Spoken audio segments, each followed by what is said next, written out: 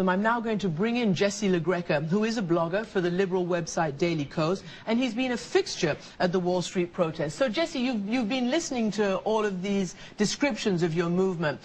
Where do you come down? I mean, we've talked about it as being immature. It hasn't had policy sort of directives. What is it that you are trying to sort of consolidate around there?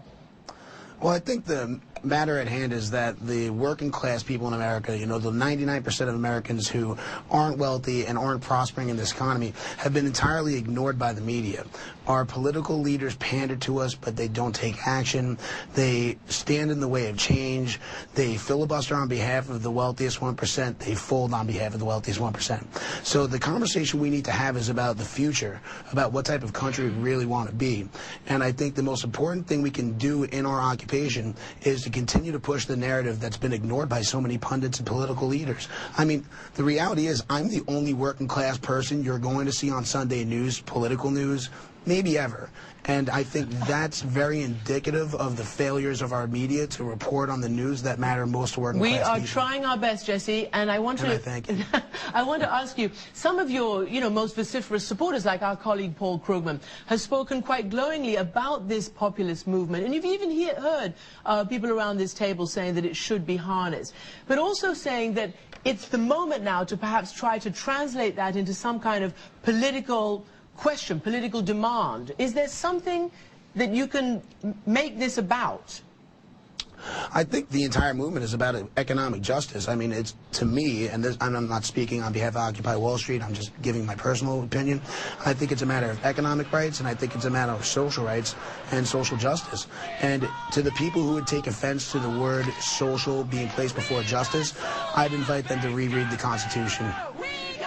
Let me ask George Will, who wanted to ask you a quick question. Mr. LaGreca, I hear a certain dissonance in your message. Your message is Washington is corrupt, Washington is the handmaiden of the powerful, and a lot of conservatives agree with that. But then you say this corrupt Washington that's the handmaiden of the powerful should be much more powerful in regulating our lives. Why do you want a corrupt government bigger in our lives? You know, I find that a lot of these conversations about the government tend to deflect away from Wall Street because, let's be honest, the lobbyists have enormous power and they've shut out the voice of American people.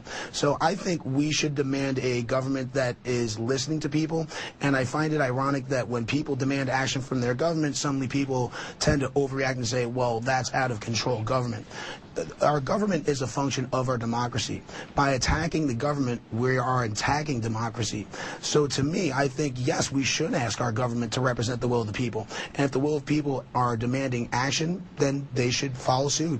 And do you think these demonstrations are going to have momentum? I mean, is it going to continue now, day after day? Absolutely. People are extremely excited about what we're doing.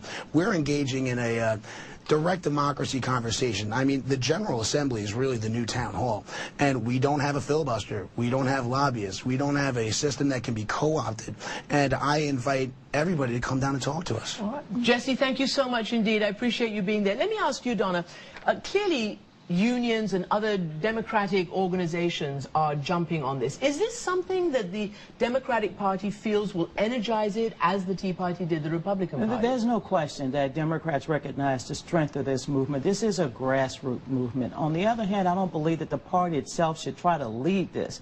Yes, teachers, firefighters, many others who've been impacted by the ongoing recession, they have a legitimate right to go out there and protest. George, many of these Americans are feeling the effect of the economy, foreclosures. How many Americans out there have lost their homes or their homes are underwater? This is a legitimate movement, and we should not try to marginalize them. And Peggy, I was stunned by your column this week where you were talking about a group of Walmart moms, and you were talking about people who were taking extraordinary steps to save money, donating blood, yes, collecting aluminum cans. Yes.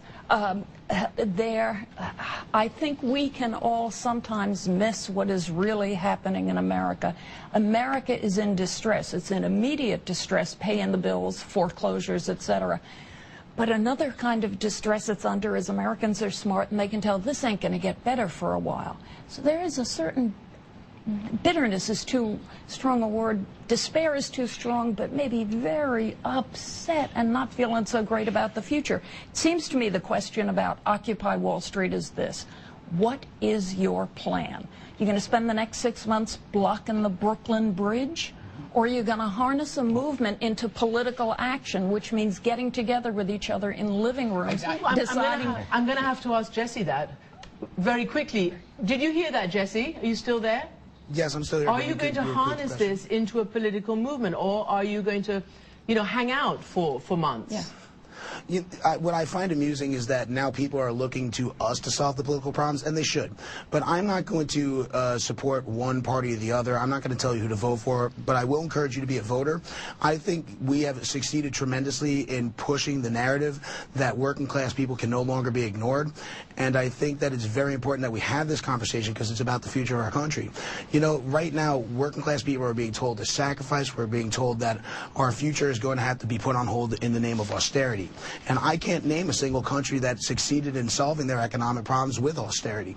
So I think the more important thing to do is to come out and speak to us. The town halls that you see are very top-heavy. Our political leaders come and try to sell us a message. They should be listening to us. All right, Jesse, thank you very much indeed.